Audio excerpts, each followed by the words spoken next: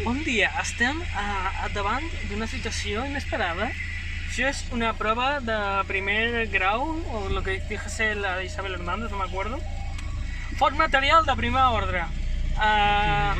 Se m'ha escapat el mòbil sota el seient del Sergi Ferran Milà i no puc recuperar-ho, està el mòbil allà sota, amb nois de Japó. ¿Cómo se dice ruido en catalán?